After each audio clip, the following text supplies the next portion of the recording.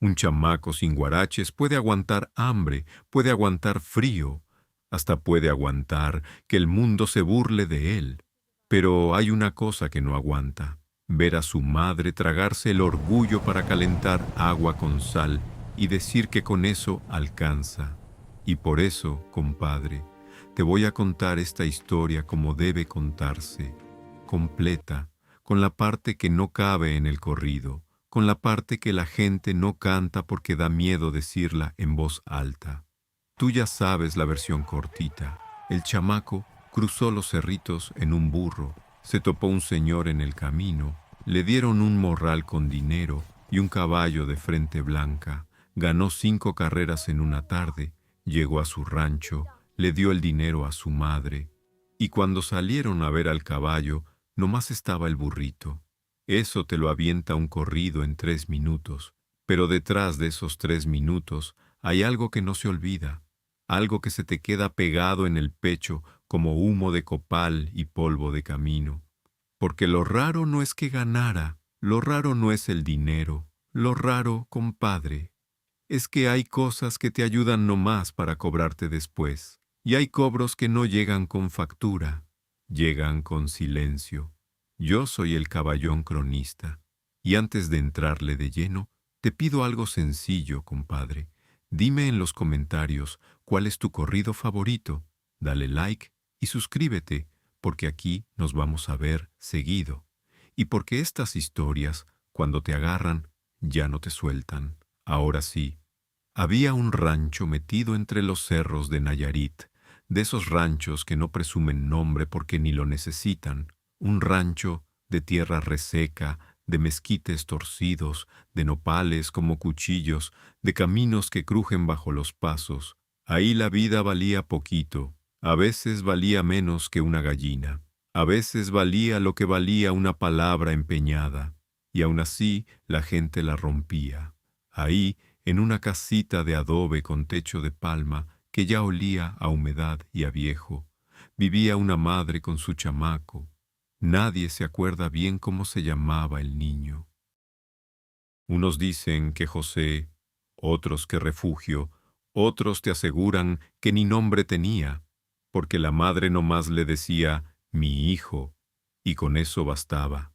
Y es que cuando uno está solo en el mundo, el nombre es lo de menos. Lo que importa es no amanecer con la panza vacía. El padre se había ido un día cualquiera, sin gritos, sin pleito, sin drama. Se fue con esa promesa que suena igual en todos lados. Voy a volver con trabajo y dinero. Y no volvió. Y al principio la madre lo esperó como esperan las mujeres buenas, con paciencia y fe, mirando el camino como si el camino fuera a tener vergüenza. Pero luego el hambre se puso más fuerte que la tristeza. Y ahí, compadre, la fe se convierte en otra cosa. Se convierte en costumbre de seguir viva. La señora era de las que no se rajan, lavaba ropa ajena en el río, remendaba camisas por centavos, juntaba leña cuando no había nada más que hacer, cocinaba frijoles cuando había y cuando no, calentaba agua, le echaba sal y a veces unas hojas del monte para engañar el estómago. Y todavía tenía fuerza para decirle al chamaco, cada noche, como si estuviera rezando: Dios aprieta, pero no ahorca, mi hijo. El chamaco quería creerle, o necesitaba creerle. El niño no conocía los zapatos, sus pies estaban curtidos como cuero de tambora, duros, agrietados, acostumbrados a piedra filosa, a lodo frío, a espinas traicioneras. La camisa que traía era la única, tan remendada, tan parchada, que ya no se sabía de qué color había sido. Pero al chamaco eso no le dolía tanto como otra cosa, porque el chamaco tenía una obsesión, compadre, una de esas que no te piden permiso para nacer en el pecho: los caballos, el sonido de los cascos pegándole a la tierra, la crin volando como bandera, los ojos de un animal que no se deja dominar por cualquiera. El chamaco podía quedarse horas mirando un caballo pastar, sin parpadear, como hipnotizado, como si en esa bestia estuviera la respuesta a algo. Y lo peor, o lo mejor, es que cerca de ese rancho, cada cierto tiempo se armaban carreras, carreras de las buenas, con apuestas, tambora, cohetes, gritos, polvo en la boca. Los rancheros grandes llegaban con sus cuacos finos y monturas de plata. Llegaban con morrales llenos de billetes y con ese modo de caminar de quien nunca ha tenido miedo de perderlo todo. Se marcaba el carril en un tramo recto de tierra apisonada. Se paraban los veedores, se arrimaba la raza, y la gente gritaba nombres de caballos como si fueran santos o como si estuvieran invocando algo, y el chamaco iba a todas, aunque su madre le prohibiera, a todas, aunque no tuviera ni un 5 para apostar, a todas, aunque llegara nomás a mirar desde atrás de la gente grande, empinándose en puntitas, con los pies pelones llenos de polvo para alcanzar a ver la arrancada. Tenía un burrito, viejo, flaco, con las costillas marcadas como teclas de acordeón. Ese burro era su transporte, su compadre y su secreto. Lo amarraba a un mezquite, el animal masticaba lo que encontrara, hierba seca, basura, lo que fuera. Y el chamaco, cuando regresaba, le sobaba el hocico y le hablaba como se le habla a un amigo. Un día, compadrito, un día tú y yo también vamos a correr. El burro movía las orejas, como si entendiera, o como si le diera igual. Con los burros nunca se sabe. Ese año anunciaron las fiestas más grandes que nunca. La noticia corrió por los cerros como pólvora en secas. Iban a venir caballos de lejos, apuestas pesadas, carreras para los que tenían nombre y para los que tenían dinero, para los que tenían caballos de verdad. El chamaco oyó eso y se le encendió algo por dentro. Esa noche no durmió. Se dio vueltas en el petate, mirando el techo de palma, imaginando crines, cascos, gritos, la raya de salida. La madre lo escuchó moverse y desde el catre le soltó sin rodeos. Ni se te ocurra ir, mijo, no quiero que andes solo por esos caminos. El chamaco no contestó, pero en su cabeza ya estaba decidido, porque pedirle que no fuera era como pedirle al río que no baje, como pedirle al viento que no sople. Lo que el chamaco no sabía, compadre, es que a veces el destino no te espera en la meta, te espera en el camino. Amaneció el día de las carreras y el cielo estaba limpio, limpio como si lo hubieran lavado, ni una nube. El sol apenas asomaba, pero ya se sentía esa electricidad que tienen los días donde algo va a pasar. Desde lejos ya tronaban cohetes. La tambora se oía como un rumor metido en el aire. El chamaco abrió los ojos antes que su madre. Se quedó quieto un segundo, escuchando. Cohetes, tambora, y el corazón le empezó a pegar como si quisiera salirse. Se levantó sin hacer ruido. Conocía su casa. Sabía qué tabla crujía, dónde pisar, cómo respirar para que no se oyera. Agarró un pedazo de tortilla dura de la noche anterior, lo echó en su morral viejo y salió al corral. Ahí estaba el burrito, dormido parado, cabeza gacha, orejas caídas.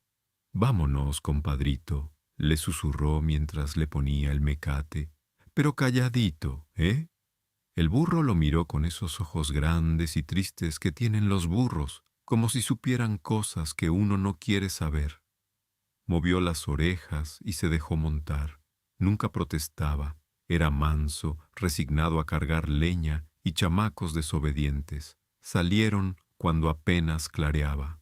El camino entre los cerritos era angosto, pedregoso, rodeado de nopales y mezquites retorcidos que parecían brazos saliendo de la tierra.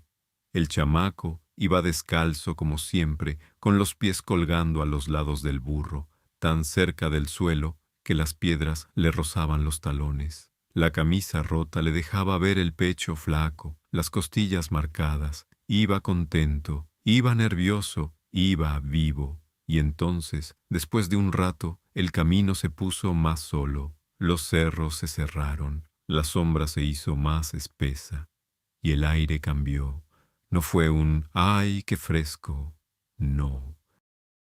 Fue ese cambio que te pone la piel de gallina sin explicación, como si alguien hubiera abierto una puerta invisible en medio del campo y se hubiera metido un viento que no pertenece.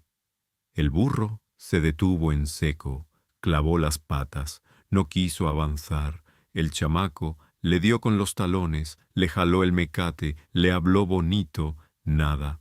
El animal estaba tieso, orejas paradas, ojos abiertos, mirando fijo un punto del camino, y entonces el chamaco lo vio. Un hombre sentado a la sombra de un mezquite grande, como si llevara ahí toda la vida. Vestía oscuro, camisa negra, sombrero de ala ancha, botas que brillaban como si nunca hubieran tocado el polvo. A su lado, amarrado a una rama baja, había un caballo grande, con una frente blanca como estrella pintada. Un caballo que no parecía de los cerros, no parecía de Nayarit, no parecía ni de este mundo. El hombre no se movía, solo miraba. Y el chamaco sintió eso raro en el estómago. No era miedo exacto, era otra cosa, algo más viejo que el miedo, como cuando los perros se quedan quietos antes de un temblor.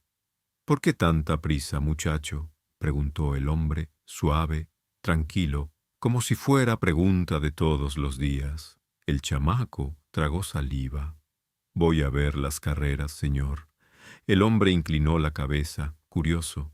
¿Y vas a correr? No, señor. Yo nomás voy a ver. No tengo caballo. ¿Y ese qué es?, dijo, señalando al burro con la barbilla. Ese es mi burrito. No corre ni pa' mandado. El hombre sonrió, pero era una sonrisa rara, compadre, de esas que no calientan. Ven acá, muchacho. El chamaco se bajó despacio, como si el suelo fuera frágil, y caminó hacia él. De cerca el hombre imponía más. Era alto, manos grandes, olía a cuero fino, y a otra cosa que el niño no conocía, algo dulzón, como copal, pero más espeso, como si se te metiera por la nariz y no quisiera salir. El hombre lo miró de arriba a abajo, vio los pies agrietados, la camisa hecha pedazos, las costillas marcadas, y por un segundo algo le cambió en la cara. Algo que parecía tristeza, o que quería parecer tristeza. No llevas guaraches, muchacho. No tengo, señor, y esa camisa es la única que tengo. El hombre se quedó callado un rato. El viento raro movía las ramas del mezquite, pero no tocaba el pelo del chamaco. El caballo resopló bajito, impaciente. «Te gustan los caballos, ¿verdad?». El chamaco asintió. No podía hablar. Estaba mirando la estrella blanca del animal y por dentro se le movía algo como lumbre. El hombre se puso de pie despacio, como si el tiempo le sobrara. Caminó hasta el burro, le puso la mano en la cabeza, y el burro, que no se dejaba tocar por nadie, se quedó quieto. Ni un paso atrás, ni una oreja para afuera, nada. Luego el hombre miró al chamaco directo a los ojos y le dijo lo que le iba a partir la vida en dos. «Te voy a ayudar, llévate este morral». De detrás del mezquite sacó un morral de cuero oscuro, pesado. Cuando lo puso en las manos del chamaco, sonó a metal. El niño lo abrió y se le cortó el aire. Billetes, monedas, un montón de dinero, más del que su madre había juntado en toda su vida, más del que el chamaco sabía que existía.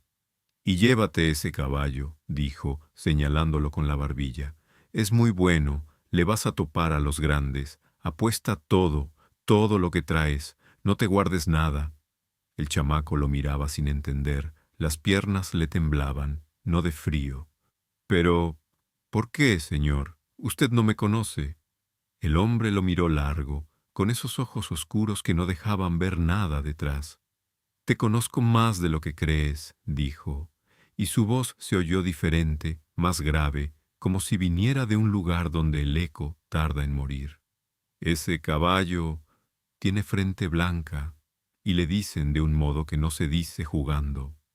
El chamaco apretó el morral como si se fuera a despertar. El hombre terminó sin prisa. Le llaman el diablo. En cuanto soltó ese nombre, el caballo bufó y sacudió la crin. El chamaco sintió un escalofrío desde la nuca hasta los talones. «Y una cosa más», dijo el hombre, y su tono se endureció como fierro. «No digas de dónde lo sacaste a nadie, ni a tu madre, ¿entendiste?» El chamaco asintió, no porque quisiera, porque sintió que esa condición no era opción, era advertencia. El hombre desamarró al caballo y se lo acercó. De cerca era más grande, el pelo brillaba como obsidiana mojada. La estrella blanca en la frente era perfecta, como si la hubieran pintado con mano fina. Los ojos negros del animal tenían una inteligencia rara, como si te midiera. «Móntalo». El chamaco puso las manos en el lomo del caballo y sintió algo que nunca había sentido. Estaba frío. No tibio como cualquier animal, frío como piedra de río. Pero se subió, y cuando quedó arriba, el mundo se vio distinto, más grande, más claro, como si desde ahí pudiera ver más lejos de lo que los ojos alcanzan. Volteó a agradecer. Y el hombre ya se alejaba por el camino entre mezquites, sin prisa, sin voltear. Y entonces el chamaco vio lo que lo perseguiría después, muchas noches. El hombre caminaba sobre el polvo, y el polvo no se movía, ni una huella, ni una marca. El burrito rebuznó, como pidiendo que no lo dejaran. El chamaco lo amarró al mezquite y le susurró, como si el burro fuera persona: «Espérame aquí, compadrito, no me tardo». Pero el burro siguió rebuznando, como si supiera que eso que venía no se regresa igual. Y ahora imagínate la escena, compadre, las fiestas en su mero apogeo, tambora retumbando, cohetes tronando, gente amontonada en los carriles, rancheros grandes con sombreros finos, botas caras, fajos de billetes, cuacos bien alimentados, nerviosos, echando espuma. Y de pronto, por el camino de los cerros, aparece un chamaco flaco, sin guaraches, camisa rota, costillas marcadas, montado en un caballo con estrella blanca, que caminaba como si el suelo le debiera respeto. La gente se calló sin querer, no porque les diera orden nadie, porque el caballo traía una presencia que te cerraba la boca. Los rancheros se acercaron primero con curiosidad, luego con burla. «¿Y tú qué, chamaco? ¿De dónde sacaste ese animal? ¿Te lo robaste? ¿Y tus guaraches, eh?» Risas, codos, miradas por encima, pero el chamaco no se achicó. «Eso es lo que a mí me pega, compadre». El chamaco estaba muerto de hambre, pero tenía un brillo en los ojos que no se compra.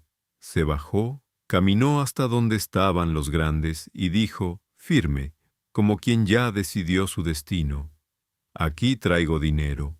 Todo lo que traigo lo apuesto. Mi caballo corre». El silencio que cayó fue pesado, porque cualquiera puede hablar, pero no cualquiera habla así cuando lo están midiendo. Un ranchero viejo, el más duro, el que traía un caballo que no había perdido en 3 temporadas, se adelantó, miró al chamaco, miró al caballo de frente blanca y asintió. «Órale, vamos viendo». Se acomodaron, veedor en la raya, veedor en el cabresto, la gente pegada a los lados. La tambora bajó el volumen. Los cohetes se apagaron como si el cielo también quisiera mirar. Primera carrera. El viejo montaba un alazán tostado, nervioso, de buena sangre, de esos que arrancan como bala. El chamaco iba sin montura, agarrado de las crines, con los pies colgando, descalzos. El alazán arrancó fuerte, levantando tierra. Y el diablo no arrancó. El diablo desapareció, así, como si alguien lo hubiera borrado de la raya y lo hubiera dibujado más adelante. En un parpadeo ya llevaba ventaja. No se oyó el golpe de sus cascos, no levantó polvo, no hizo ruido, nomás ya estaba allá, Cruzó el cabresto cuando el alazán iba a medio carril, y nadie gritó, porque lo que vieron no tenía explicación. Un caballo no corre así, un caballo no se mueve así. Era como ver una sombra corriendo más rápido que la luz. El ranchero viejo se bajó con la cara descompuesta, miró a su caballo, miró al frente blanca, miró al chamaco que seguía montado como si nada. Otra, dijo el viejo, seco, echamos otra. Segunda carrera. Trajeron un colorado famoso por cerrar duro al final, de esos que se guardan y luego revientan. El jinete era bueno, conocía cada piedra del carril, arrancó bien, parejo, no importó. El diablo hizo lo mismo, sin esfuerzo, sin prisa, sin sudor, como si el tiempo fuera distinto para él. Ganó 2 de 2, y cuando cruzó, el cuaco se veía tan fresco como si acabara de despertar de una siesta. El chamaco le acarició el cuello y sintió otra vez ese frío raro. Para la tercera ya no hubo burla. Los rancheros hablaban en voz baja. Ya no se reían. Ahora miraban con respeto y con algo que se parece al miedo. Trajeron un tordo plateado que venía de lejos, alto, de patas largas, de feria grande. Su dueño apostó fuerte, convencido de que su animal era de otra categoría. No lo era. El diablo lo dejó antes de medio carril y se quedó en el cabresto, quieto, mirando a la gente con esos ojos negros que no parpadeaban, como diciendo, ¿quién sigue? Ahí empezó lo raro, compadre, porque los otros caballos, cuando los acercaron al frente blanca, reculaban, se negaban, piafaban, jalaban la rienda, como si olieran algo que nomás ellos podían oler. Pero el chamaco estaba flotando, estaba en un sueño del que no quería despertar. Él, el niño que miraba desde lejos, el que no tenía ni para comer, ahora tenía morrales que empezaban a pesar. Cuarta carrera. Un zaino oscuro, traído expresamente, con jinete que le metió espuela desde la primera vara. Apostaron todo. El chamaco igualó sin pestañear. 90 metros de carril. Tierra dura, gente conteniendo la respiración bajo la vara. El zaino salió como bala, y el diablo nomás lo dejó atrás, sin patear, sin bufar, sin sudar, sin hacer ruido. 4 de 4. Los morrales del chamaco ya reventaban. Billetes doblados, monedas, apuestas, ganancias. La gente ya no lo miraba con burla. Ahora lo miraban como se mira a algo que no se entiende. Y entonces salió el quinto, el más callado, el que no se reía ni hablaba. Un hombre serio que traía un caballo blanco, fuerte, al que le decían el Rayo porque nadie lo había visto perder. Quinta, dijo nomás, la última. Los veedores se acomodaron, la gente se hizo para atrás como si la raya fuera peligrosa, bajó la vara, y el diablo corrió como había corrido las otras. El Rayo peleó. Se mantuvo cerca un tramo, un cuerpo, dos. La gente pensó, ahora sí, pero al final el frente blanca se abrió y lo dejó como si estuviera parado, 5 de 5, y el cuaco, tan fresco como si no hubiera corrido ni una gota de sudor, ni respiración agitada, ni temblor en las patas, nada. El chamaco se bajó temblando, pero no del esfuerzo, de la emoción. Miró el dinero, pensó en su madre, pensó en las tortillas duras, pensó en el agua con sal. Se fue sin despedirse, sin explicar, sin darle cara a nadie. Acomodó los morrales sobre el lomo del frente blanca, se trepó y tomó el camino de regreso. Y aquí, compadre, aquí es donde la historia se pone pesada, porque cuando ya traes lo que querías, es cuando te alcanza la duda. La tarde iba cayendo, el cielo se puso de un naranja sucio, como herida vieja. El viento soplaba diferente, más frío, más quedito, como si el mundo estuviera conteniendo la respiración. Y el chamaco empezó a repasar, el señor que apareció de la nada, el morral que ya venía lleno, el caballo frío, la condición de no decir nada, los otros caballos reculando, la ausencia de huellas. ¿Quién era ese señor?, pensó. Miró al frente blanca. El animal caminaba tranquilo, seguro entre las piedras. La estrella en la frente brillaba raro con la luz del atardecer, y cuando el caballo volteó, sus ojos negros parecían traer una intención, como si se estuviera riendo. Pero los caballos no se ríen. Al chamaco le dieron ganas de bajarse y salir corriendo. Pero ¿a dónde? Estaba solo entre cerros, con la noche acercándose, y con dinero que podía salvar a su madre. Y el amor, compadre, el amor por la madre, puede ser más fuerte que el miedo. A veces más fuerte hasta que la prudencia. Apretó las crines y le pidió al animal que apurara. De regreso pasó por el mezquite donde había dejado al burrito. Ahí estaba el burro, amarrado, masticando hojas secas, con paciencia de santo. Cuando vio al chamaco, rebuznó contento, pero cuando vio al caballo, se pegó al árbol, tieso, temblando. Tranquilo, compadrito, es nomás un caballo. Ni él se lo creyó. Desamarró al burro y lo jaló. El animal no quería caminar cerca del frente blanca. Clavaba patas, giraba la cabeza, se resistía.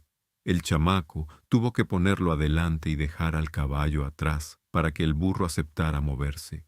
Así regresaron, el burro adelante, casi corriendo de miedo, y atrás el frente blanca, caminando con esa calma que no era normal.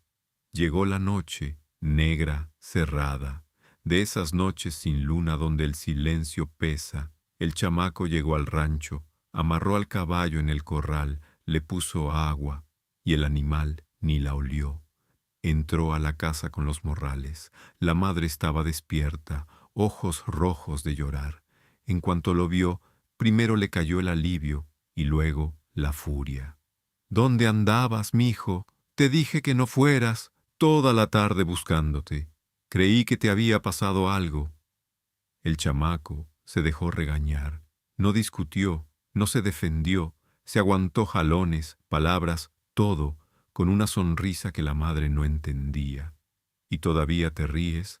Entonces el chamaco puso los morrales sobre la mesa de madera y los abrió. El dinero se derramó como cascada, billetes, monedas, brillando con la luz temblorosa del quinqué. La madre se quedó parada, boca abierta, las manos curtidas le empezaron a temblar. «Aquí tienes, mamita», dijo el chamaco con la voz quebrada. «Ya no quiero que pases hambre».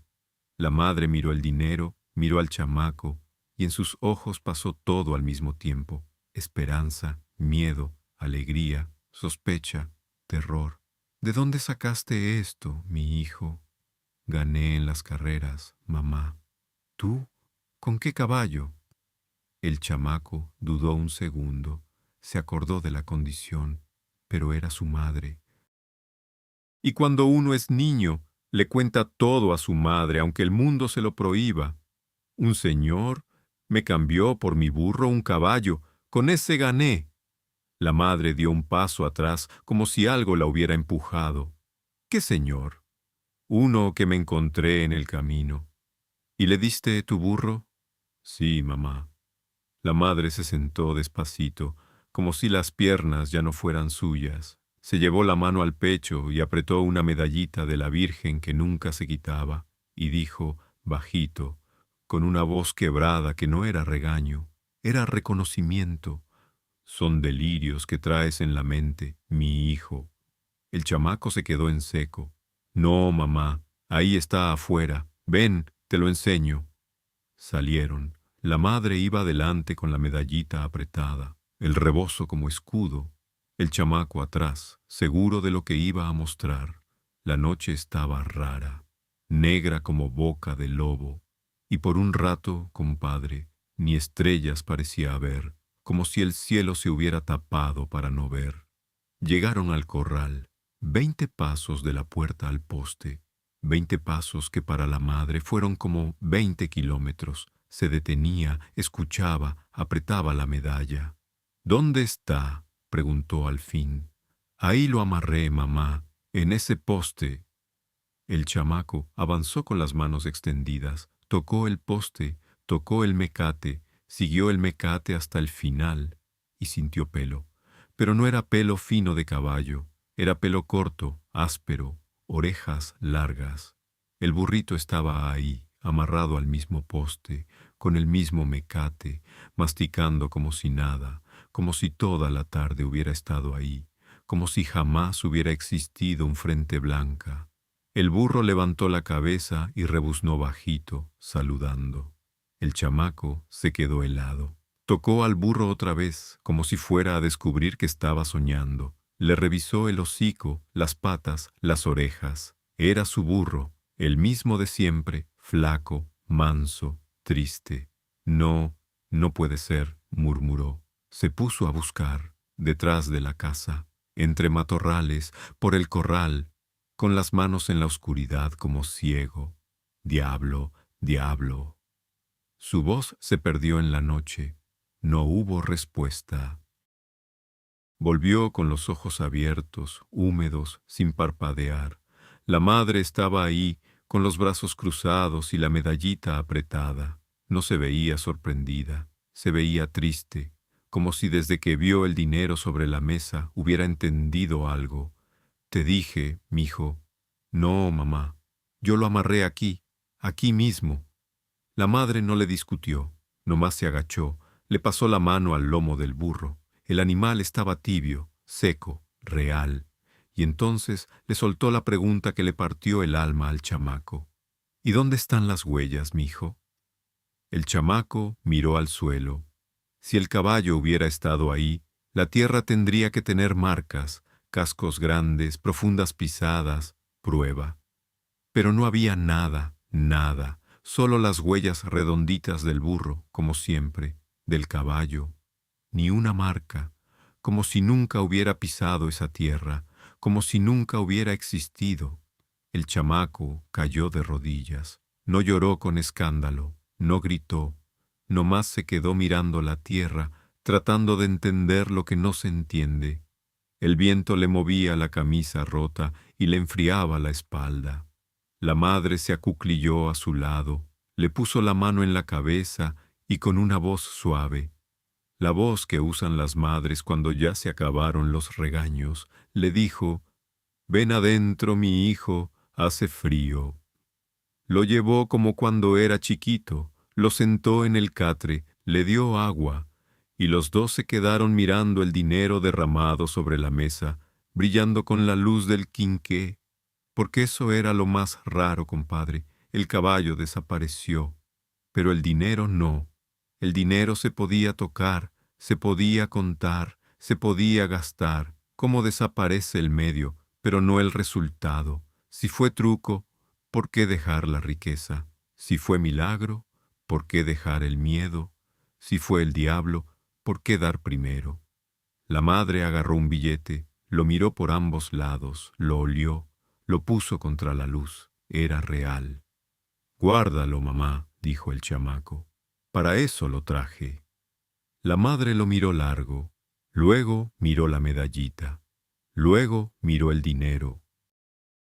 Y tomó una decisión de madre, aceptar lo que no entiende porque el hambre no se negocia con filosofía. Esa noche ninguno durmió. A ratos el chamaco juraba escuchar algo allá lejos, como cascos galopando entre los cerros, pero cuando ponía atención se apagaba, igual que el caballo. Al día siguiente, la noticia corrió más rápido que cualquier cuaco. El chamaco sin guaraches que llegó montado en un frente blanca, que ganó 5 carreras sin sudar, y que al volver a su casa el caballo se esfumó, dejando un burro amarrado. La gente llegó desde temprano. Primero vecinos curiosos asomándose por la puerta con pretextos tontos. Luego rancheros que habían perdido y querían explicaciones. Luego los que siempre aparecen cuando hay misterio, los que saben, los que creen, los que opinan. Todos querían ver al burro, como si el burro fuera a confesar algo. El animal seguía igual, flaco, masticando, sin enterarse de su fama. La madre no dejó entrar a nadie, se paró en la puerta y despachó a todos con la misma frase: «Aquí no pasó nada, váyanse». Pero nadie se iba. Se quedaban afuera sacando conclusiones. Unos decían que el chamaco robó el dinero, pero los rancheros que apostaron sabían que no. Ellos vieron el caballo, ellos lo sintieron, ellos perdieron. Otros decían que fue brujería, un trabajo, un amarre, una cosa hecha al revés, que el niño iba a pagar con algo más caro que el dinero. Otros decían que fue un caballo salvaje del monte, pero nadie se tragaba esa. Un caballo del monte no gana 5 carreras sin sudar y sin dejar huellas. Y los viejos no decían mucho, nomás se persignaban, se miraban, movían la cabeza despacio, como quien reconoce una historia vieja, porque ellos conocían la leyenda, la del señor que aparece en caminos solitarios, vestido de oscuro, ofreciendo riqueza con una calma que no es humana, la del charro negro que presta suerte como quien presta una navaja, sin decirte cuándo la va a querer de vuelta.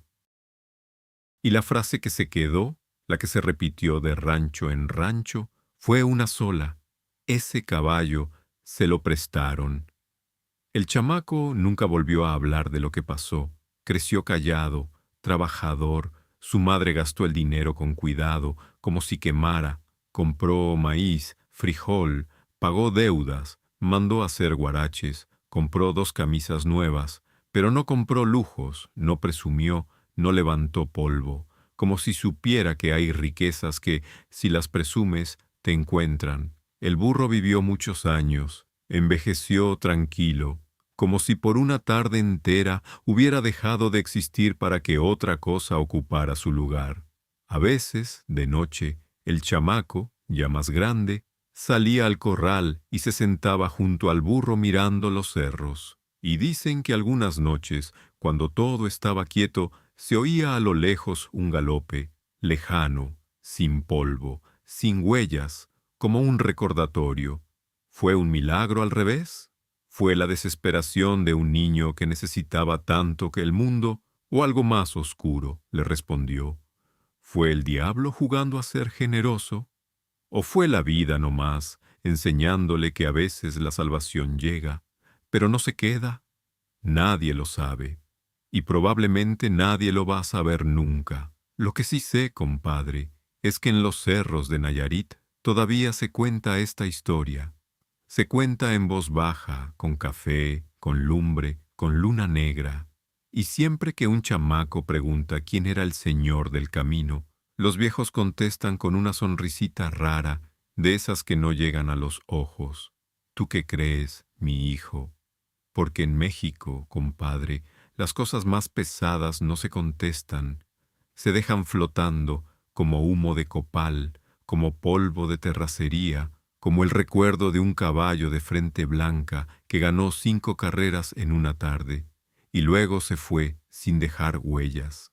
Y cuentan también, esto ya como remate de vida, que una vez, muchos años después, cuando el chamaco ya era hombre, alguien le preguntó si aceptaría otra vez, si un día, en un camino solo, se le apareciera de nuevo un señor de oscuro con otro morral y otro caballo.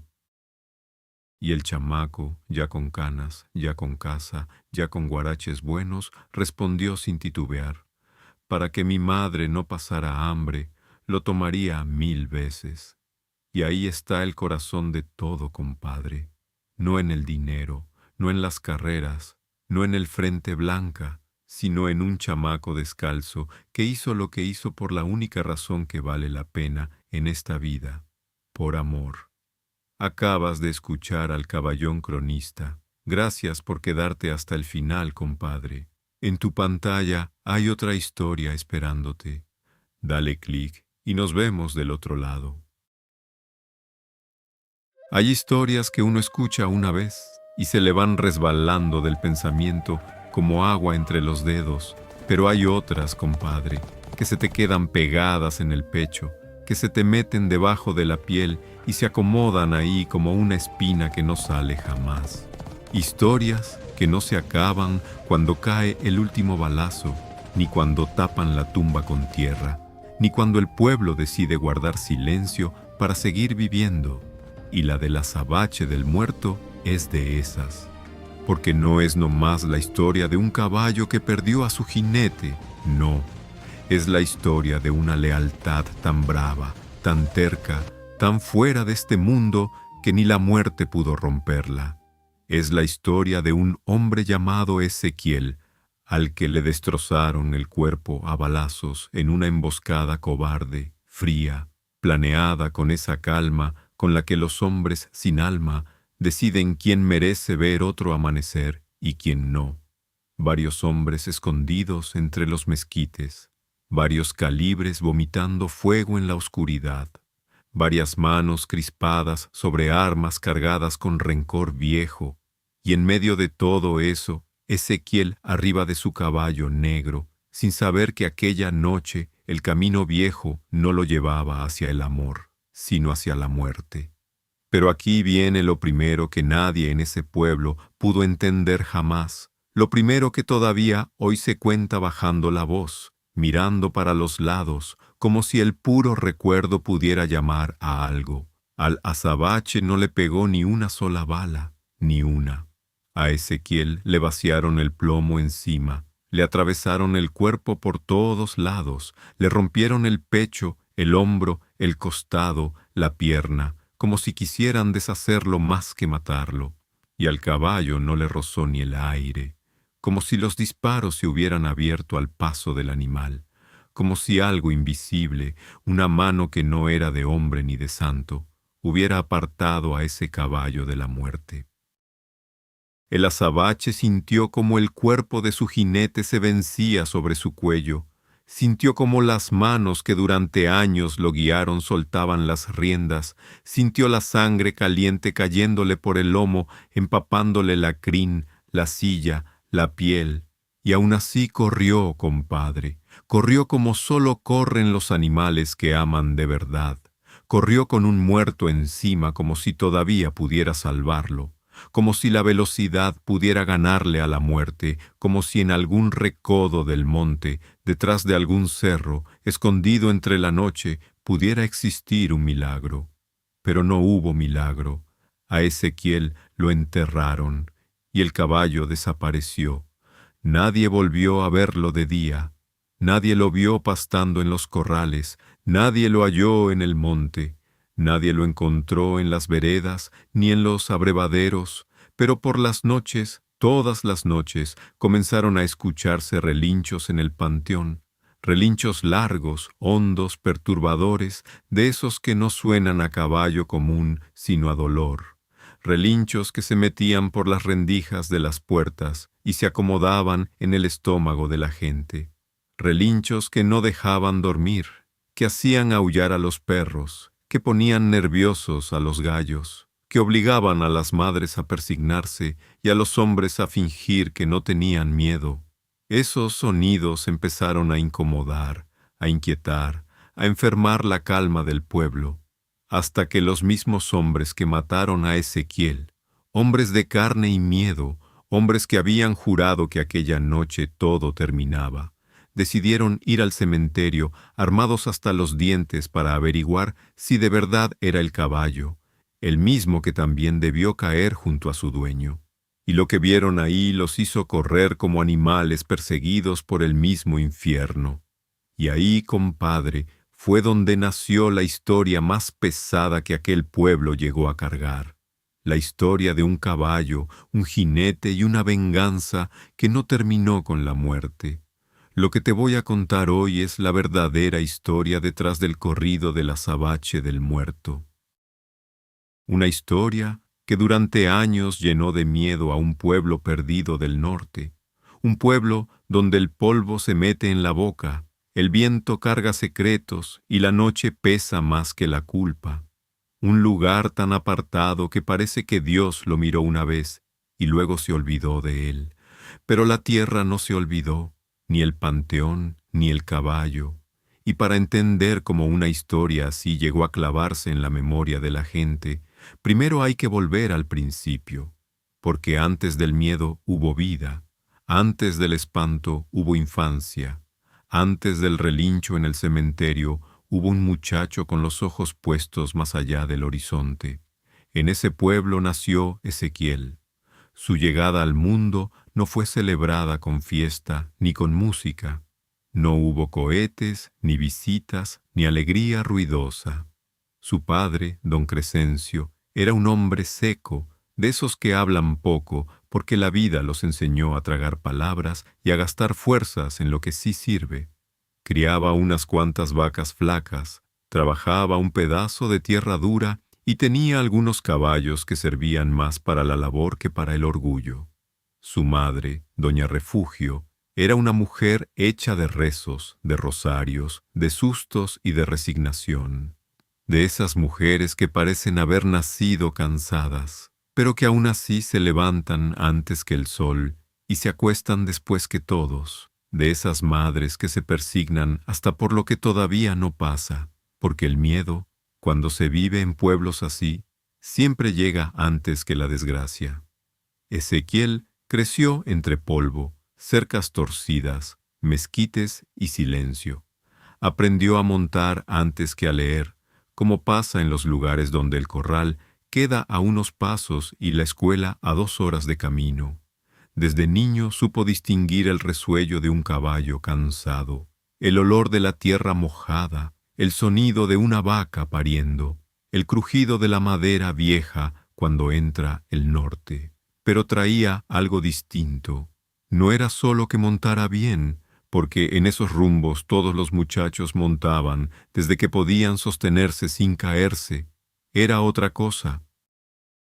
Era la manera en que se quedaba mirando la sierra, como si allá arriba le hicieran señas. Era la forma en que guardaba silencio sin verse vacío, como si por dentro estuviera oyendo algo que los demás no podían escuchar. A veces se sentaba sobre la cerca del corral y se quedaba horas viendo el horizonte, inmóvil, con la vista perdida en los cerros, como si el mundo que lo rodeaba le quedara chico. Su madre lo miraba desde la puerta y se persignaba. Una vez le dijo a una vecina que ese muchacho tenía algo raro en los ojos, algo que no sabía explicar, algo que no era maldad exactamente, pero sí una especie de fuego oscuro, una terquedad de destino, una señal de que ese niño no iba a vivir una vida sencilla. Y no se equivocaba. La noche que cambió todo fue una noche de tormenta. Ezequiel tendría unos 14 años. La yegua de su padre, una hembra oscura, nerviosa, de las que se asustan hasta del viento, estaba por parir. Don Crescencio había salido al pueblo a buscar al veterinario, pero la lluvia había convertido el camino en un lodazal y no iba a regresar a tiempo. Doña Refugio rezaba adentro de la casa, apretando el rosario con esa fuerza con la que las madres quieren sujetar el mundo para que no se les desbarate. Y Ezequiel se quedó solo en el establo con la yegua. No tenía experiencia, no tenía ayuda, no tenía más que su miedo, sus manos temblándole, y la sensación de que si él no hacía algo, nadie lo haría. Cuando la yegua se echó y empezó a resollar con ese sonido que hacen los caballos cuando algo no anda bien, Ezequiel no salió corriendo ni se quedó paralizado. Se arrodilló junto a ella, le puso la mano en el cuello y le habló. Le habló como si el animal pudiera entenderlo. Le habló con calma, con una ternura firme, con esa voz que sale cuando uno ya no tiene otra herramienta más que el corazón. Y la yegua se serenó un poco, no del todo, claro, seguía pujando, seguía luchando, seguía sufriendo el parto, pero ya no estaba sola. Cerca de la medianoche nació el potrillo, primero las patas delanteras, luego la cabeza, luego el cuerpo entero resbalando entre la paja, la sangre y la lluvia que golpeaba el techo del establo. Negro, negro entero, sin una sola mancha blanca, sin una raya, sin un pelo de otro color, negro como la piedra azabache, esa que según los viejos sirve para tragarse la oscuridad y no dejarla andar suelta por el mundo. Ezequiel lo recibió con las manos empapadas, lo limpió con un costal viejo y lo acercó a la madre. El potrillo temblaba. Intentaba ponerse de pie y se caía. Lo intentaba otra vez y volvía a irse de lado. Y Ezequiel, en vez de desesperarse, se quedó sentado junto a él, esperándolo, acompañándolo, como si entendiera desde entonces que hay vidas que necesitan que alguien las espere sin exigirles nada. Cuando don Crescencio regresó al amanecer con el veterinario, encontró a su hijo dormido sobre la paja y al potrillo negro acurrucado contra su pecho. La yegua los observaba desde un rincón, quieta y tranquila, con esa paz rara que solo tienen los animales cuando ya decidieron en quién confían. El veterinario revisó al potrillo y dijo que estaba sano. Don Crescencio miró a su hijo en silencio, pero algo en sus ojos cambió para siempre, como si por primera vez entendiera que ese muchacho no era igual a los otros. Desde aquella noche, el potrillo se pegó a Ezequiel como una sombra. Lo seguía por todo el rancho. Si Ezequiel iba al arroyo, el potrillo iba detrás. Si se sentaba en la cerca a mirar la sierra, el animal se quedaba junto a él, callado, mirando en la misma dirección. La gente empezó a comentarlo. Decían que parecía que el caballo lo había escogido, y tenían razón, porque la lealtad verdadera de los animales no se aprende, no se fuerza, no se compra, nace. Lo que nació entre Ezequiel y aquel potrillo negro no fue costumbre ni capricho, fue algo más hondo, algo que con los años se iba a volver tan fuerte que ni las balas podrían atravesarlo. Ezequiel lo llamó azabache, así, sin adornos, sin nombres finos, azabache como la noche sin luna, como el color de lo que no se ve, pero se siente. Y mientras el muchacho crecía, el caballo crecía con él. Se hicieron uno en la costumbre, en la mirada, en el silencio. Lo que nadie podía imaginar era que esa sombra no iba a dejarlo ni después de muerto. Ezequiel creció como crecen los árboles que nadie poda, a su manera, sin pedir permiso. A los 17 ya era más alto que su padre y más ancho de hombros. No era un hombre bonito en el sentido blando de la palabra, pero tenía algo peor, presencia. Tenía la piel curtida, las manos ásperas, una cicatriz en la ceja y una forma de mirar que desordenaba el alma ajena. Los hombres se tensaban cuando él les sostenía la mirada. Las mujeres, en cambio, no siempre podían sostener la suya. El azabache también se volvió una presencia. A los 3 años ya era un animal impresionante, grande, musculoso, negro entero, brillante como si lo hubieran pulido con aceite, pero más que hermoso, imponía. Caminaba con la cabeza alta, con los músculos marcándose bajo la piel y una calma orgullosa que parecía más de rey que de bestia. Cuando Ezequiel lo montaba y cruzaba el pueblo rumbo a la sierra, la gente dejaba de hablar para verlo pasar. Las mujeres interrumpían el metate, los viejos levantaban la vista, los niños lo seguían con la mirada como si vieran pasar algo que no les pertenecía. Era como si por un instante algo demasiado entero, demasiado vivo, demasiado poderoso, cortara la rutina de un lugar hecho a medias. Ezequiel lo había domado él solo, no con golpes, no con espuelas brutales, no con la costumbre vieja de quebrar al caballo hasta que se rinde por cansancio. Lo hizo con tiempo, con paciencia y con una especie de entendimiento entre ambos que nadie sabía nombrar. La primera vez que montó al azabache, el caballo no lo tiró, no porque no pudiera, sino porque no quiso. Entre ellos ya existía un idioma propio. Un leve movimiento de rodilla y el caballo giraba, una presión de talón y arrancaba, un susurro y se detenía. Don Fermín, el herrero, juraba cada vez que los veía pasar que ese caballo le adivinaba el pensamiento, y a lo mejor era cierto, porque una cosa es tener un caballo obediente, y otra muy distinta tener uno que decide por sí mismo entregarle la vida a un solo hombre. Para cuando Ezequiel cumplió 20 años, ya era una figura en el pueblo, no por dinero ni por poder, sino por la manera en que ocupaba el mundo y por el caballo que montaba. Y fue por esos años cuando comenzaron los problemas. Las mujeres lo miraban demasiado y él tenía la mala costumbre de devolver la mirada. Primero fueron rumores suaves, luego encuentros escondidos, luego historias dichas en voz baja detrás de las puertas y en las mesas de la cantina. Su madre trató de advertirle que las mujeres ajenas siempre traen perdición.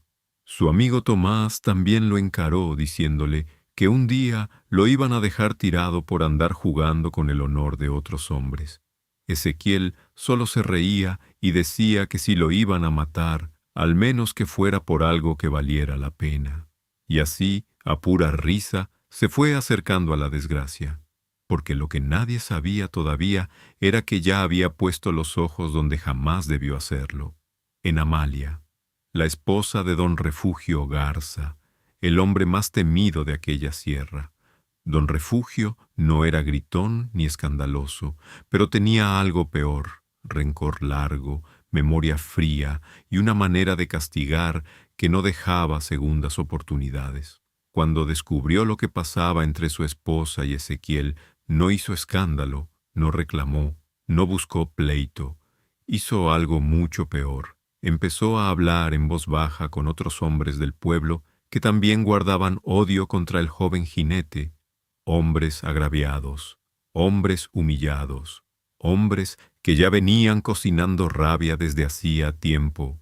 Uno por uno los fue juntando, y así planearon la emboscada, el camino viejo, noche sin luna, mezquites a un lado, piedra al otro.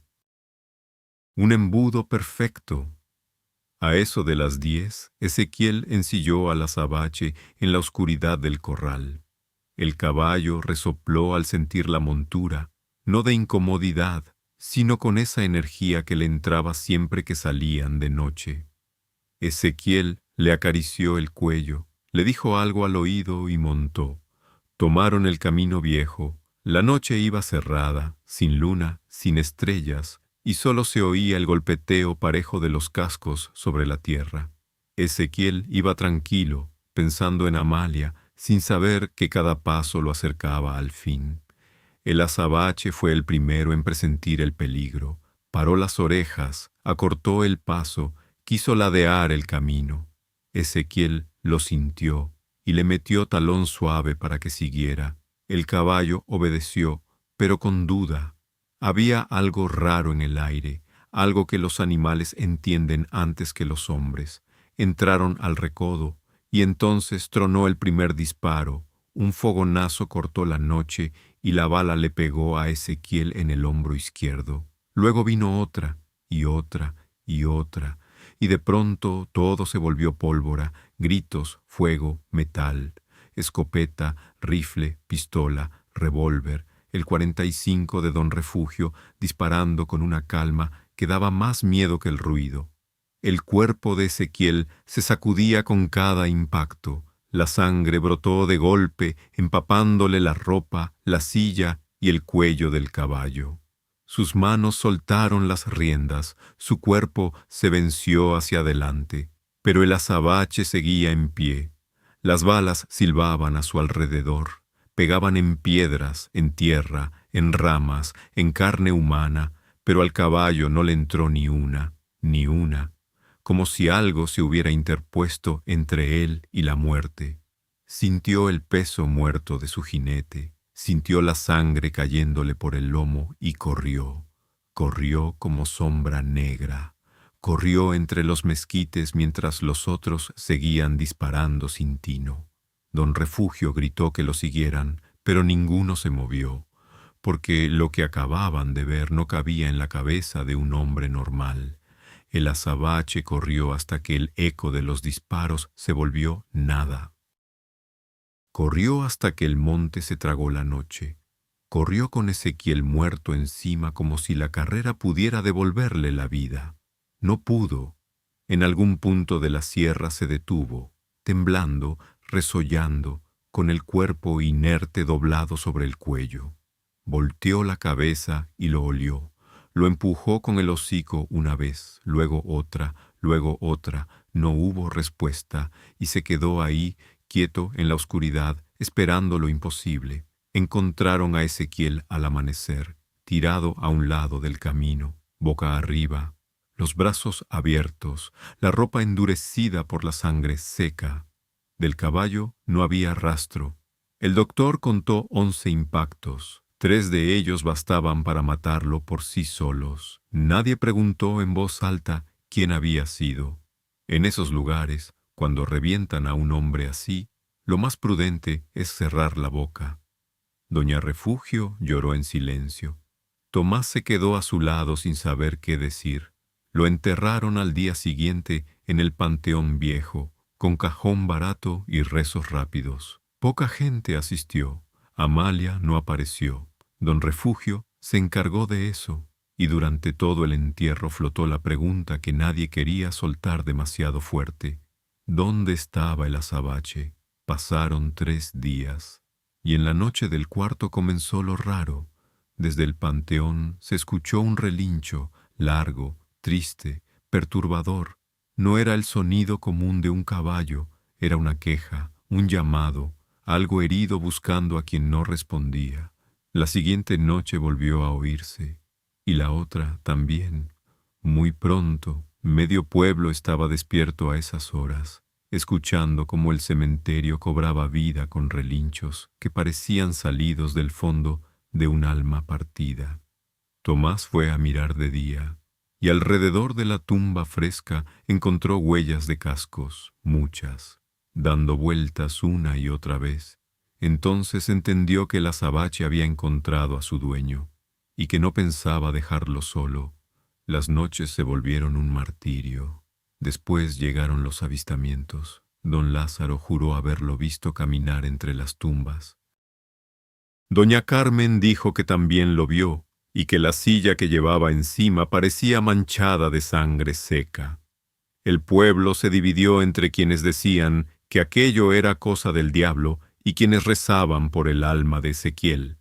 Pero los que de verdad comenzaron a pudrirse por dentro fueron los asesinos. Macario dejó de dormir. Cipriano se entregó al alcohol. Genaro cerraba temprano y no salía. Pascual empezó a temblar de las manos, y don Refugio, el hombre que nunca había conocido el miedo, empezó a descubrir lo que era acostarse con él todas las noches, porque todas las noches escuchaba el relincho y no podía hacer nada, hasta que reunió a los mismos hombres en la trastienda de la cantina y les dijo lo que ya había decidido. Iban a ir al panteón y matar a ese caballo. Nadie quería, pero nadie se atrevió a negarse. Llegaron poco antes de medianoche, entraron por la barda caída con linternas, armas y una riata. Recorrieron el cementerio separándose entre las tumbas. Todo parecía quieto, hasta que Pascual lo vio, allá al fondo, parado frente a una tumba, la de Ezequiel. El azabache estaba ahí, inmóvil, negro entero, tragándose la poca luz. Se fueron acercando en semicírculo. Macario lanzó la riata, y la riata le pasó por el cuello como si el caballo no tuviera cuerpo. Ahí empezó el verdadero horror. Don Refugio gritó que dispararan, y todos soltaron fuego. Las balas pegaban en tierra, en cruces, en piedra, pero no en el caballo. Y entonces el azabache relinchó, no como relincha un animal de carne. Sonó como si la tierra misma se estuviera quejando, un sonido que les vibró en los huesos, y sobre el lomo del animal empezó a formarse una figura, primero sombra, luego niebla, luego cuerpo. Era Ezequiel, montado, con la ropa ensangrentada de la noche en que lo mataron, con los agujeros de bala en el pecho y con unos ojos que ya no eran de este mundo. Macario fue el primero en correr, luego Cipriano, luego Genaro. Pascual quiso arrastrar a su tío. Don Refugio tardó más en reaccionar porque se quedó paralizado viendo aquello que no podía explicar, pero cuando el azabache dio un solo paso hacia él, corrió como jamás había corrido. Desde entonces ninguno volvió a ser el mismo. Macario desapareció. Cipriano se murió de miedo. Genaro se volvió una sombra. Pascual huyó.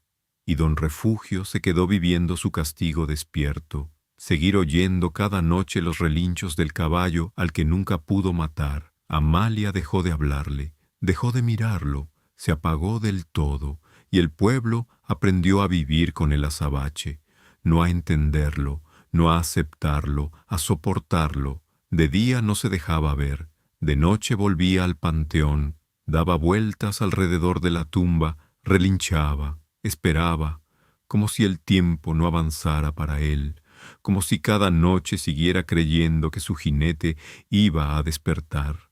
Nadie volvió a lazarlo, nadie volvió a entrar al panteón de noche, y cuando un forastero preguntaba por qué el pueblo se encerraba temprano, la respuesta era siempre la misma: es el azabache del muerto.